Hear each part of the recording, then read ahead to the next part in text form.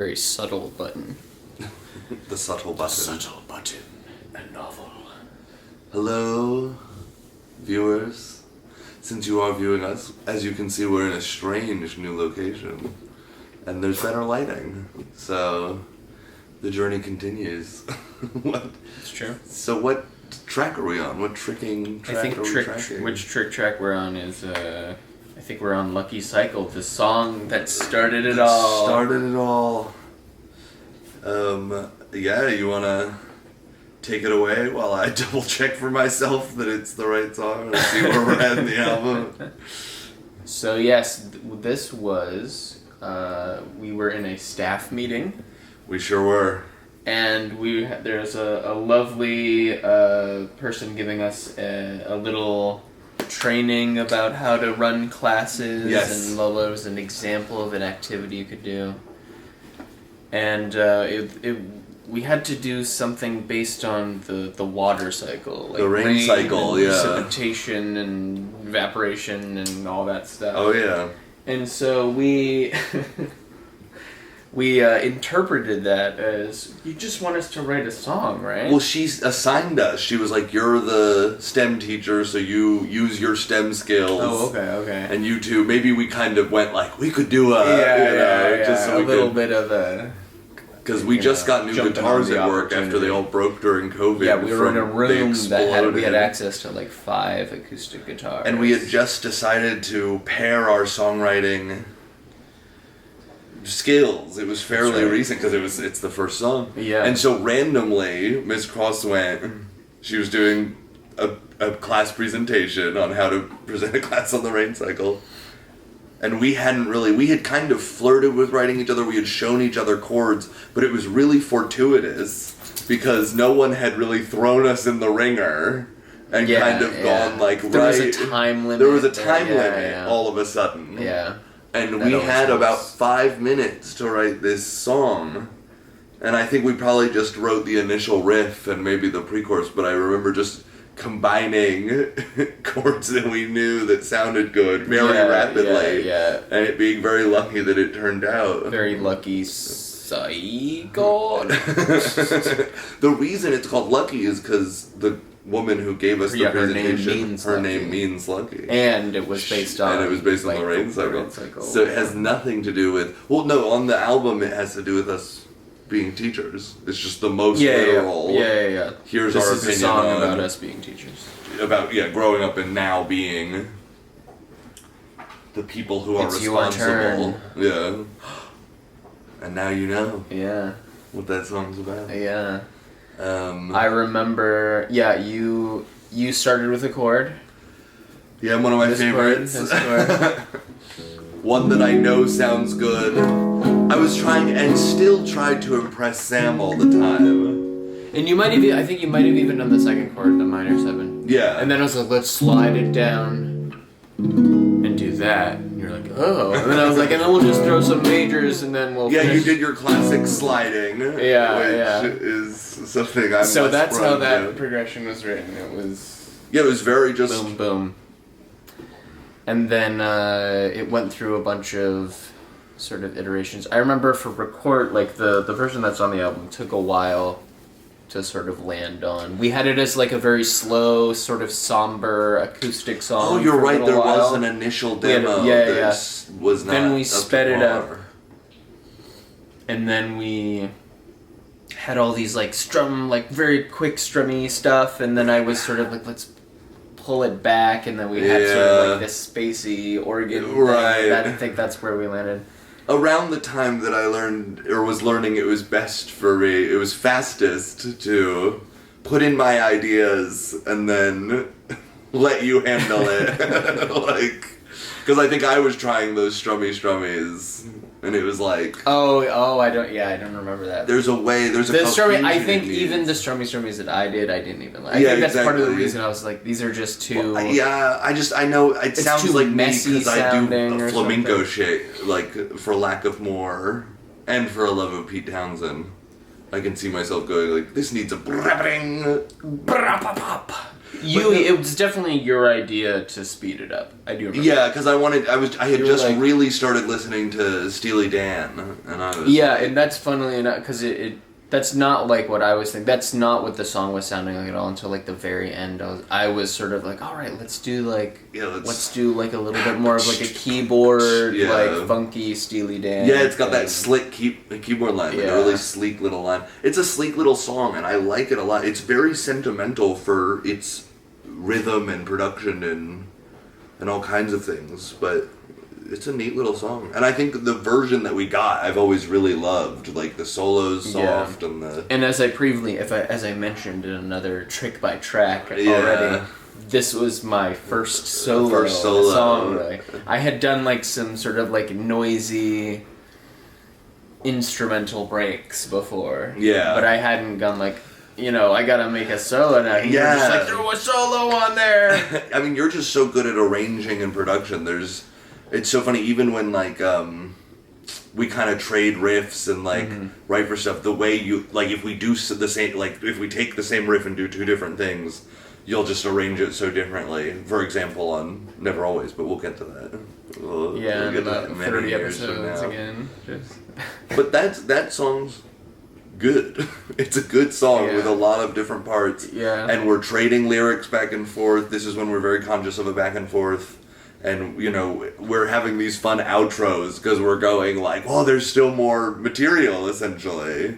And so they kind of just grow in the process. It's very nice to hand it off. It's just, there are so many songs. This is why you gotta love Trick Flowers, because we're not running out of ideas anytime soon, and they're just getting better.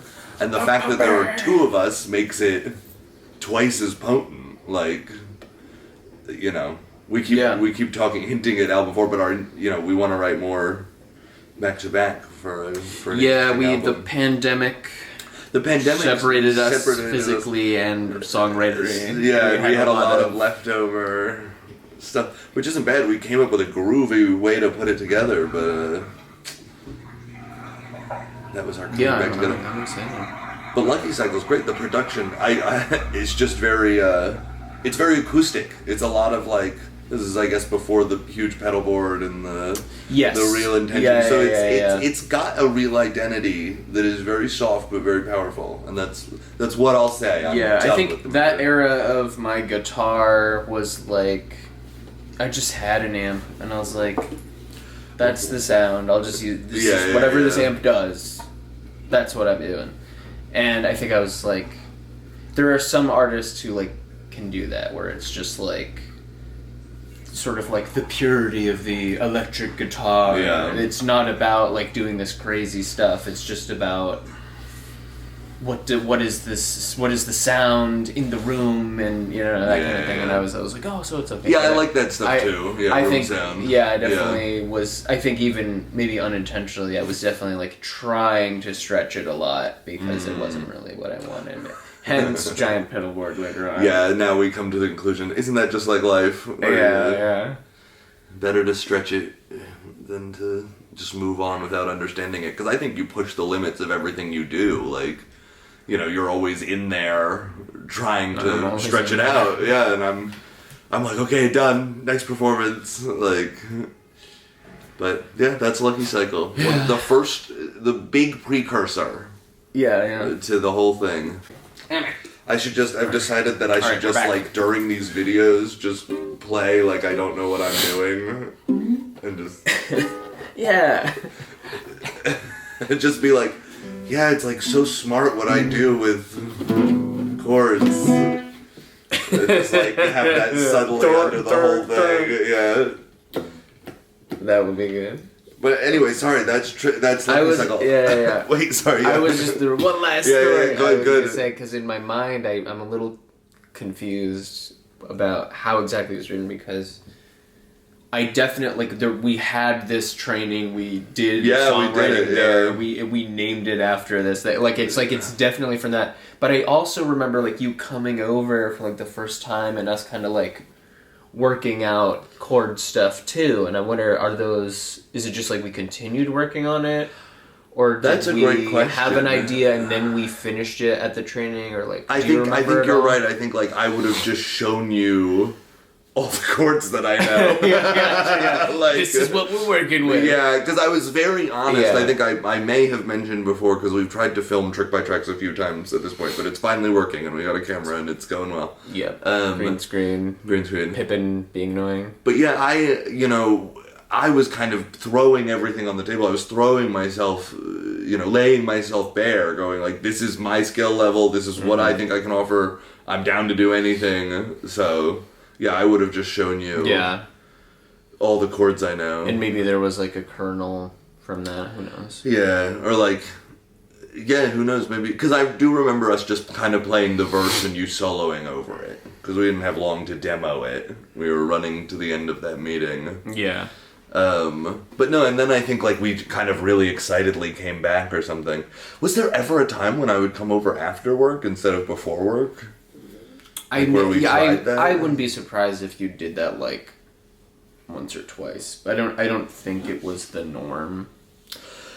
But yeah, because my timeline's off for a lot of these songs too, because I always think that like some of my first memories are of like Easy Cure, like you showing me that, like us showing each other stuff. So, but it's definitely the first song we like completed and like wrote together, on guitars. Yeah, because then we were writing, and I remember it's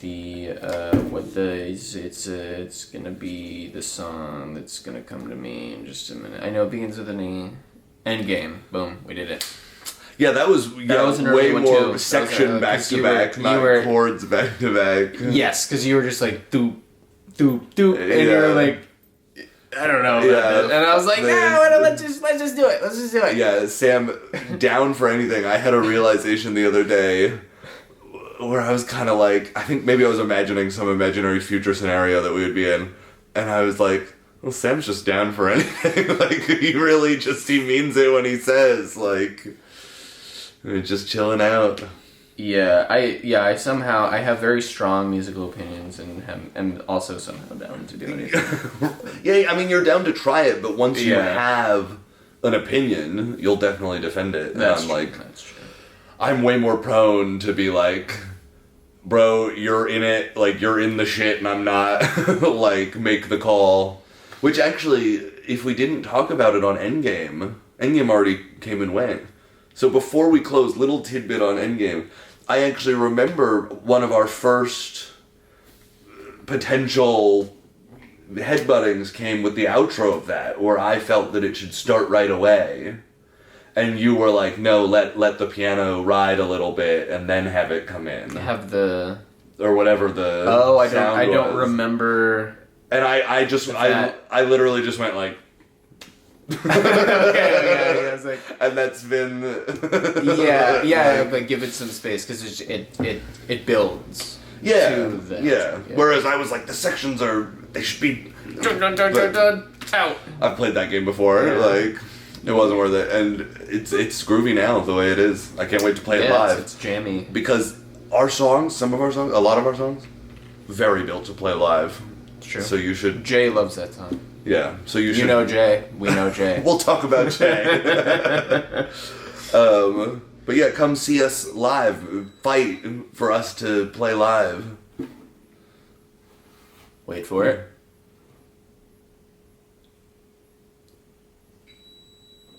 And done. Nice.